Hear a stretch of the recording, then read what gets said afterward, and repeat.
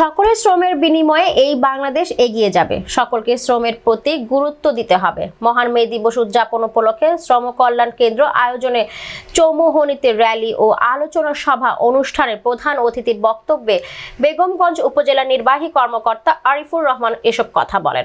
নোয়াখালী জেলা truck, tank, lorry, cover van শ্রমিক union এর সভাপতি হাজী আবুল বাহার এর সভাপতিত্বে ও শ্রম কল্যাণ সংগঠক সালাহ উদ্দিন এর পরিচালনায় বিশেষ অতিথির বক্তব্যে রাখেন নোয়াখালীর জেলা বাস মিনিবাস শ্রমিক ইউনিয়ন এর সভাপতি নুরুল আমিন সেলিম, সাধারণ সম্পাদক আব্দুর রহিম, নোয়াখালী জেলা truck, tank, lorry, cover van শ্রমিক ইউনিয়ন এর সাধারণ সম্পাদক শহীদ উল্লাহ, কার্যকরী সভাপতি তাজুল ইসলাম সহ অনেকেই।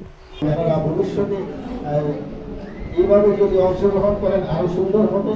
মহান মে দিবস উদযাপন করতে গিয়ে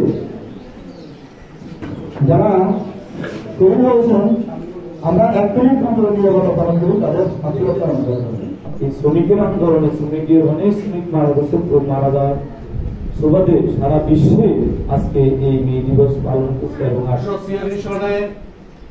আমেরিকা শিকাগো শহরে শ্রমিকদের 8 ঘন্টার দাবির পরিপ্রেক্ষিতে রক্তের বিনিময়ে আজকে সারা পৃথিবীতে একই দিন 1 মে পালিত হচ্ছে। এখানে আমরা যারা আছি সবাই কিন্তু কোনো না কোনো ভাবে শ্রমজীবী। শ্রম ছাড়া কিন্তু কোনো কিছুই আমাদের রুটি রোজগার কোনো কিছু চলে না। আপনারা কলকারখানায় কাজ করেন, ওনারা বাস মালিকে যারা আছে বাস, তারপরে হচ্ছে কাভার্ড ভ্যান বা আমাদের সিএনজি বা বিভিন্ন সবাই কিন্তু শ্রম বৃদ্ধি করে। আমরা সরকারি কর্মকর্তা, আমরাও কিন্তু অফিস আদালতে কাজ করি। বসে বসে কিন্তু কারো হচ্ছে আমরা বসে থাকবো মানে উপর থেকে আল্লাহ আমাদের রিজিক দিয়ে দিবে, এটা কিন্তু কারোর পক্ষে সম্ভব না।